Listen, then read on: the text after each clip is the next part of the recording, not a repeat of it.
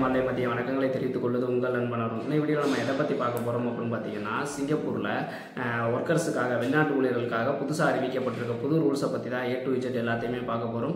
Already நீங்கள் news பேப்பர்லாம் படிச்சிருப்பீங்க. இருந்தாலும் நம்ம சொல்கிற ஸ்டைலே வேறு மாதிரி இருக்கும், உங்களுக்கு நல்லா புரிகிற மாதிரி சொல்லுவோம். ஸோ அதனால் ரொம்ப டீட்டெயிலாக சொல்லிடுவோம். ஓகேங்களா? இந்த மாதிரி பயனுள்ள தகவலாம் தெரிஞ்சுக்கணும்னு நினச்சிங்கன்னா நம்ம சேனலை சப்ஸ்கிரைப் பண்ணி பெல் ஐக்கானை கிளிக் பண்ணி நோட்டிஃபிகேஷன் ஆல்னு கொடுத்து வச்சுங்க. இந்த வீடியோ ஃபுல்லாக பார்த்துட்டு இந்த வீடியோவில் உங்களுக்கு தேவையான இன்ஃபர்மேஷன் ஏதாவது இருந்துச்சுன்னு நினச்சிங்கன்னா ஒரு லைக்கை போட்டுருங்க. ஓகேங்களா? ஓகே, இப்போ பார்த்தீங்க அப்படின்னா மெயினாக யாருக்கான ரூல்ஸ் அறிவிச்சிருக்காங்க அப்படின்னு பார்த்தீங்கன்னா, ஷிப்யார்ட் மெரின் பர்மிட்டு, அதுக்கப்புறமேட்டு இ-பாஸ் அவங்களுக்கான ரூல்ஸ் தான் அறிவிச்சிருக்காங்க.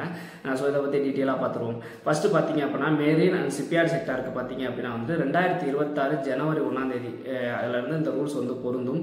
அதாவது டிஆர்சி அப்படின்னு சொல்லுவாங்க. அது அப்படின்னா என்ன அப்படின்னு பார்த்தீங்கன்னா, மொத்த விகிதத்தில் வெளிநாட்டு ஊழியர்களோட அதிகபட்ச விகிதம் அது பார்த்தீங்கன்னா குறைச்சிருக்காங்க.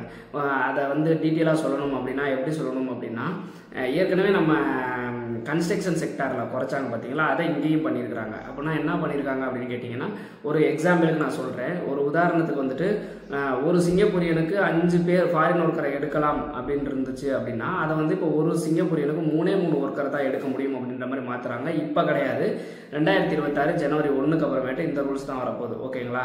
அப்போ அதோட அதாவது பர்சன்டேஜ் படி பார்த்தீங்க அப்படின்னா பார்த்தீங்கன்னா, இப்போ 77.8% இருக்குது. அதை 75 குறைச்சிருக்காங்க. கிட்டத்தட்ட 2.8% குறைச்சிட்டாங்க. ஸோ இதனால என்ன ஆகும் அப்படின்னு பார்த்தீங்கன்னா, குறையும். அதாவது ஒர்க்கரை எடுக்க முடியாமல், அதாவது அதிகமான சிங்கப்பூரியன்ஸுக்கு வேலை கிடைக்கும். ஃபாரின் ஒர்க்கரை எடுக்கிறதுக்கு கம்பெனிகள் கொஞ்சம் கஷ்டப்படணும். ஆல்ரெடியே பார்த்தீங்க அப்படின்னா இப்போ அதிகமான ஒர்க்கர்ஸ் எடுத்து வச்சுருப்பாங்க. உதாரணத்துக்கு இப்போ பழைய ரூல்ஸ் படி பார்த்தா 77.8% எடுத்து வச்சுருப்பாங்க ஒர்க்கர்ஸை.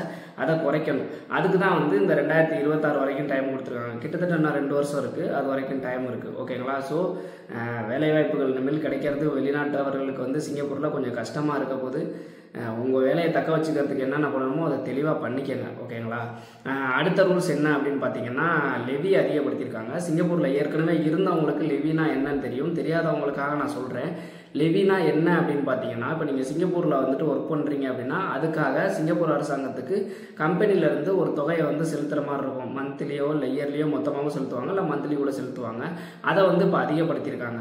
அது எவ்வளவு அப்படின்றத பார்ப்போம். அதாவது பேசிக் ஸ்கில்டு ஒர்க் பர்மிட்டில் இருக்கவங்களுக்கு பார்த்தீங்க அப்படின்னா $400 இப்போ இருக்கிற லெவி 2026 ஜனவரி 1லேருந்து $500 மாறுது. ஓகேங்களா? $400 இருக்கிற லெவி $500 மாறுது 2026 ஜனவரியிலேருந்து.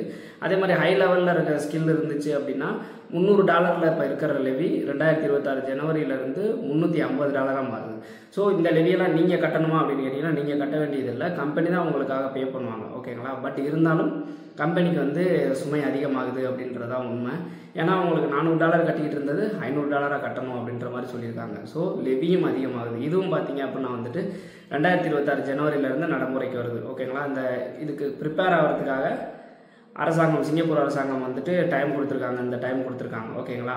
அடுத்தது பார்த்தீங்க அப்படின்னா இ-பாஸுக்கு பார்த்தீங்க அப்படின்னா சம்பள உயர்வு ஐயா சம்பள உயர்வு. எனக்கு இப்போ இ-பாஸில் இருக்கவங்கலாம் சம்பள உயர்வு அப்படின்னா சந்தோஷம் தானே அப்படின்னு கேட்டிங்கன்னா, அதுதான் கிடையாது.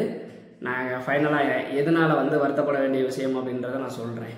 அதாவது இ-பாஸ் பார்த்தீங்க அப்படின்னா $5000 இருந்ததை, அதாவது சர்வீஸ் செக்டாரை தவிர, சர்வீஸ் செக்டார், ஃபைனான்ஸ் செக்டாரை தவிர மீது எல்லாத்துக்குமே $5000 இருந்ததை 2025லேருந்தே $5600 அதிகப்படுத்தியிருக்காங்க. அதாவது அடுத்த வருஷம் ஜனவரியிலேருந்து புதுசாக அப்ளை பண்ணுற ஒவ்வொரு பாஸுக்குமே $5000 சம்பளம் இருக்குது. பார்த்தீங்களா? இப்போ $5000 அப்ளை பண்ணாலே அப்ரூவல் ஆகும். இனிமேல் ஜனவரியிலேருந்து புதுசாக அப்ளை பண்ணுறவங்களுக்கு $5600 சம்பளம் போட்டால் தான் உங்களுக்கு இ-பாஸே கிடைக்கும். எவ்வளோ பெரிய அமௌண்ட்டுன்றதை பார்த்துக்கோங்க. 5000 இனிமேலாம் இ-பாஸில் இருக்கவங்களாம் பெரிய பணக்காரங்களாக ஆக போகிறாங்க. சம்பளம் அதிகமாக போட்டால் தான் அப்ரூவல் ஆகும். அந்த ஒரு கம்பெனி ஒரு இ-பாஸ் ஒர்க்கரை வச்சுக்கணும் அப்படின்னா, எடுக்கணும் அப்படின்னா $5600 மினிமம் சம்பளமாகவே இருக்கணும். அப்போ தான் எடுக்கும். ஓகேங்களா? இது பார்த்தீங்க அப்படின்னா புதுசாக அப்ளை பண்ணுறவங்களுக்கு மட்டும்தான். ஆல்ரெடி இ-பாஸில் சிங்கப்பூரில் இருக்காங்க பார்த்தீங்களா, அவங்களுக்கு பார்த்தீங்கன்னா 2025 ஜனவரியிலேருந்து இந்த ரூல்ஸ் கிடையாது. 2026 ஜனவரி 1க்கு அப்புறமேட்டு அந்த ரினியூவல் பண்ணுவாங்க பார்த்தீங்களா, அவங்க இ-பாஸை ரினியூவல் பண்ணுறப்ப $5500லேருந்து $6000 $5000லேருந்து $5600 மாற்றணும். ஓகேங்களா? ஃபைனான்ஸ் அண்ட் சர்வீஸ் செக்டாருக்கு பார்த்தீங்க அப்படின்னா ஆல்ரெடியே இப்போ $5500 தான் இருக்குது. இது $6000 மாற்ற போகிறாங்க. அதுவுமே புதுசாக அப்ளை பண்ணுறவங்களுக்கு 2025 ஜனவரியிலேருந்து இந்த ரூல்ஸு. ஏற்கனவே இருக்கவங்களுக்கு ரினியூவல் பண்ணுவாங்கள்ல, 2026 ஜனவரிக்கு அப்புறம் யாருக்கெல்லாம் ரினியூவல் பண்ணுறாங்களோ அவங்களுக்கு இந்த சம்பளம் போட்டால் தான் பாஸ் வந்து அப்ரூவல் ஆகும். இல்லைனா ரிஜெக்ட் ஆகிடும், நீங்கள் கிளம்பிங்க வந்துட வேண்டியதுதான். ஓகேங்களா? ஸோ இது ஏன் வருந்தத்தக்க செய்தி அப்படின்னு கேட்டிங்கன்னா, நல்லா யோசிச்சு பாருங்கள். ஃபஸ்ட்லேருந்தே இந்த எல்லா ரூல்ஸையுமே நான் சொல்கிறேனே. இப்போ பர்சன்டேஜை குறைச்சிட்டாங்க. அதாவது 77.8% இருந்தது 75 மாற்றிட்டாங்க ஷிப்யார்ட் மெரின் பர்மிட்டுக்கு. ஸோ என்ன ஆகும் அப்படின்னு கேட்டிங்கன்னா, இப்போ நான் ஒரு கம்பெனி ரன் பண்ணுறேன்னு வச்சுக்கோங்களேன். அதில் வந்துட்டு இப்போ நான் ஒரு கம்பெனி ரன் பண்ணுறேன். ஒரு சிங்கப்பூரியன்ஸுக்கு ஒரு உதாரணத்துக்கு சொல்கிறேன், ஒரு $5000 சேலரி கொடுத்து எடுக்கிறேன்னு வச்சுக்கோங்களேன். ஃபாரின் ஒர்க்கர் எனக்கு தேவை ஒரு ஆஃபீஸுக்குள்ளார எனக்கு ஒர்க் பண்ணுறதுக்கு 2 பேர் தான் தேவை, மீதி எல்லாமே எனக்கு வெளியில் தான் தேவை. அப்படின்ற பட்சத்தில் நான் ஒரு 10 ஃபாரின் ஒர்க்கரை எடுத்தேன்னா தான், ஹார்ட் ஒர்க் பண்ணுறவங்களை எடுத்தால் தான் எனக்கு செட் ஆகும் அப்படின்னு பார்த்தீங்கன்னா, ஆனால் 2 சிங்கப்பூரியனை எடுத்தேன் அப்படின்னா நான் வெறும் 6 பேர் தான் ஃபாரின் ஒர்க்கரை எடுக்க முடியும் அப்படின்ற சுச்சுவேஷன் வரப்போகுது. அப்படின்னா மீதி 4 பேர் எனக்கு இடிக்குது பார்த்தீங்களா? ஸோ வேலை செய்யறதுக்கு டிலே ஆகும், ஒர்க் லோடு அதிகமாகும், ஆள் எடுக்கிறதுக்கு கம்பெனி சிரமப்படுவாங்க. இதனால் வந்துட்டு பார்த்தீங்கன்னா மைனஸ் தான். அடுத்தது பார்த்தீங்க, அதாவது ஃபாரின் ஒர்க்கருக்கு மைனஸ், சிங்கப்பூரியன்ஸுக்கு நிறையா வேலை கிடைக்க போது அவங்களுக்கு சந்தோஷப்பட வேண்டிய விஷயம். ஓகேங்களா? அடுத்தது பார்த்தீங்கன்னா வரி உயர்வு, அதாவது லெவியை வந்து அதிகப்படுத்தியிருக்காங்க.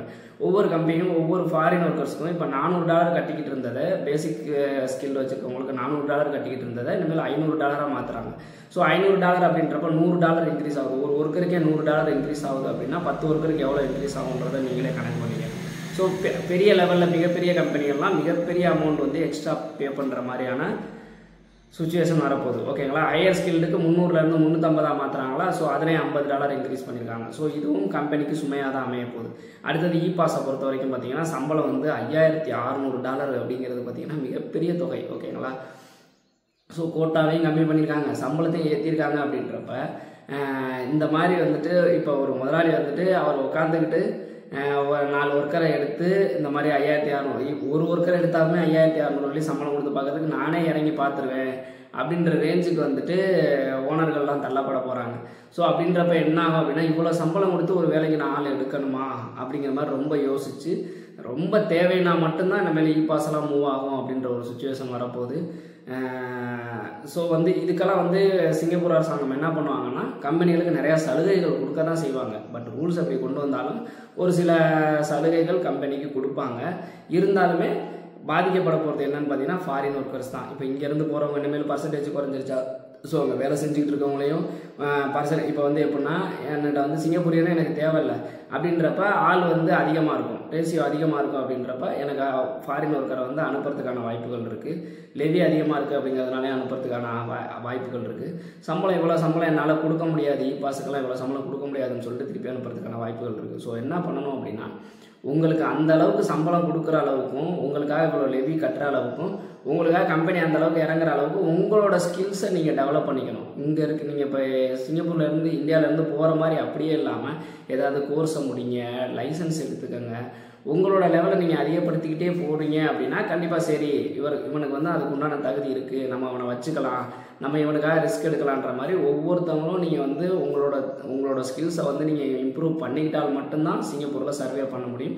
அதுக்கு என்ன பண்ணணுமோ அது எல்லாத்தையுமே பண்ணுங்கள். ஓகேங்களா? ஸோ இந்த அளவுக்கு வந்து நீங்கள் நியூஸ் பேப்பர்லேயே இந்த நியூஸை படிச்சிருக்கலாம், எல்லாமே வந்து நீங்கள் கேட்டிருக்கலாம், தெரிஞ்சிருக்கலாம். ஆனால் இந்த அளவுக்கு கிளியராக யாரும் எக்ஸ்பிளைன் பண்ணியிருக்க மாட்டாங்க அப்படிங்கிறத நான் நம்புகிறேன். அது உண்மையாக இருந்துச்சுன்னா கமெண்ட் செக்ஷனில் சொல்லுங்கள். இந்த வீடியோவில் வந்து ஒரு தெளிவான ஒரு இன்ஃபர்மேஷன் உங்களுக்கு கிடச்சிச்சின்னு நினச்சிங்கன்னா ஒரு லைக் பண்ணிடுங்க.